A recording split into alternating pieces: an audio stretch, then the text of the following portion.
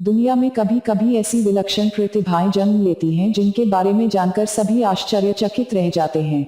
महान गणितज्ञ श्रीनिवास अयंगर रामानुजन एक ऐसी ही भारतीय प्रतिभा का नाम है जिन पर न केवल भारत को परंतु पूरे विश्व को गर्व है। महज 33 वर्ष की उम्र में शायद ही किसी वैज्ञानिक और गणितज्ञ ने इतना कुछ किया हो जितना रामानुजन ने किया। यह आश्चर्य की ही बात है कि किसी भी तरह की औपचारिक शिक्षा न लेने के बावजूद उन्होंने उच्च गणित के क्षेत्र में ऐसी विलक्षण खोजें की जिससे इस क्षेत्र में उनका नाम हमेशा के लिए अमर हो गया। ये न केवल भारत बल्कि समूचे विश्व का दुर्भाग्य था कि गणित का ये साधक मात्र 33 वर्ष की आयु में तपेदिक के कारण परलोक सिधार गया। रामानुजन बचपन से ही विलक्षण प्रतिभा के धनी थे।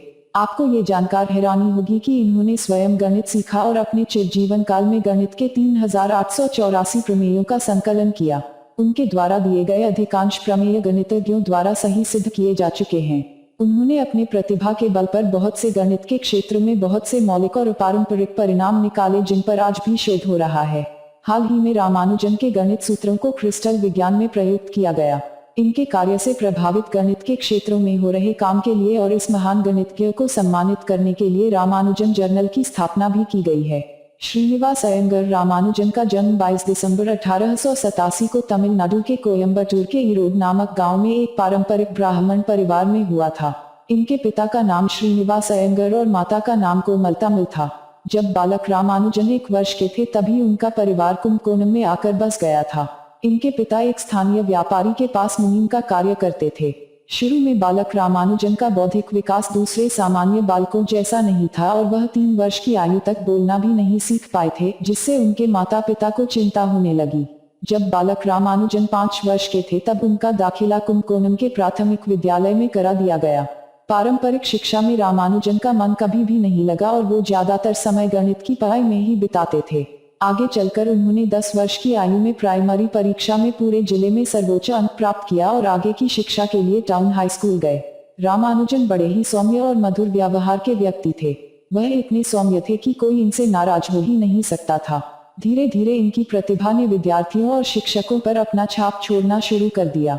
वह गणित में इतने मेधावी थे कि स्कूल के समय में ही कॉलेज स्तर का गणित पढ़ लिया था। हाई स्कूल की परीक्षा में इन्हें गणित और अंग्रेजी में अच्छे अंक लाने के कारण छात्रवृत्ति मिली, जिससे कॉलेज की शिक्षा का रास्ता आसान हो गया। 12वीं कक्षा की प्राइवेट परीक्षा में अनुत्तीर्ण होने के बाद के कुछ वर्ष उनके लिए बहुत हताशा और गरीबी भरे थे। इस दौरान रामानुजन के पास न कोई नौकरी थी और न ही किसी संस्थान अथवा प्रोफेसर के साथ काम करने का अवसर। इन विपरीत परिस्थितियों में भी रामानुजन ने गणित से संबंधित अपना शोध जारी रखा। गणित के ट्यूशन से महीने में कुल 5 रुपए मिलते थे और इसी में गुजारा करना पड़ता था। यह समय उनके लिए बहुत कष्ट और दुख से भरा था। उन्हें अपने भरण पोषण और गणित की शिक्षा को जारी रखने के लिए इधर उधर भटकना पड़ा और लोगों से सहायता की मिन्नतें भी करनी पड़ी। सन 1913 में रामानुजन ने हार्डी को पत्र लिखा और स्वयं के द्वारा खोजी प्रमेयों की एक लंबी सूची भी भेजी। पहले प्रो हार्डी को भी पूरा समझ में नहीं आया। फिर उन्होंने अपने शिष्यों और कुछ गणितज्ञों से सलाह ली तो वे इस नतीजे पर पहुंचे कि रामानुजन गणित के क्षेत्र में एक दुर्लभ व्यक्तित्व है। इसके बाद प्रोफेसर हार्डी को ऐसा लगा कि रामानुजन द्वारा किए गए कार्य को ठीक से समझने और आगे शोध के लिए उन्हें इंग्लैंड आना चाहिए। इसके बाद प्रोफेसर हार्डी और रामानुजन के बीच पत्र व्यवहार शुरू हो गया और हार्डी ने रामानुजन को कैम्ब्रिज आकर शोध कार्य करने का सुझाव दिया। शुरू में तो रामानुजन ने साफ माना कर दिया, पर हार्डी ने प्रयास जारी रखा और आखिरकार रामानुजन को मनाने में सफल हो गए। हार्डी ने रामानुजन के लिए कैम्ब्रिज के ट्रिनिटी कॉलेज में व्यवस्था की। यहाँ से रामानुजन के जीवन में एक नए युग का आरंभ हुआ और इसमें प्रोफेसर हार्डी की बहुत बड़ी और महत्वपूर्ण भूमिका थी। रामानुजन और प्रोफेसर हार्डी की यह मित्रता दोनों ही के लिए लाभप्रद सिद्ध हुई और दोनों ने एक दूसरे के लिए पूरक का काम किया। रामानुजन ने प्रोफेसर हार्डी के साथ मिलकर कई शोध पत्र प्रकाशित किए और इनके एक विशेष शोध के लिए कैम्ब्रिज विश्वविद्यालय ने इन्हें B.A. की उपाधि भी दी। सब कुछ ठीक चल रहा था, लेकिन इंग्लैंड की जलवायु और रहन सहन की शैली रामानुजन के अनुकूल नहीं थी, जिसके कारण स्वास्थ्य खराब रहने लगा। डॉक्टरी जांच के बाद पता चला कि उन्हें क्षय रोग था। चूंकि उस समय क्षय रोग की कोई दवा नहीं होती थी तो रोगी को स्वास्थ्य लाभ के लिए सेनेटोरियम में रहना पड़ता था। रामानुजन भी कुछ दिनों तक सेनेटोरियम में रहे। इसके बाद वहां रामानुजन को रॉयल सोसाइटी का फेलो नामित किया गया। रॉयल सोसाइटी के पूरे इतिहास में इनसे कम आयु का कोई सदस्य आज तक नहीं हुआ है। रॉयल सोसाइटी की सदस्यता के बाद ट्रिनिटी कॉलेज की फेलोशिप पाने वाले वह पहले भारतीय भी बने। एक तरफ उनका करियर बहुत अच्छी दिशा में जा रहा था, लेकिन दूसरी ओर उनका स्वास्थ्य गिरता जा रहा था।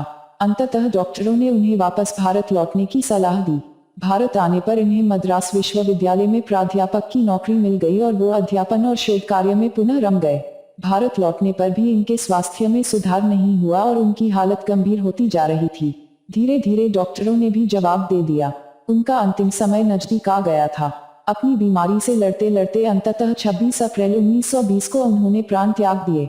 मृत्यु के समय उनकी आयु मात्र 33 वर्ष थी। इस महान गणितज्ञ का निधन गणित जगत के लिए अपूरणीय क्षति था।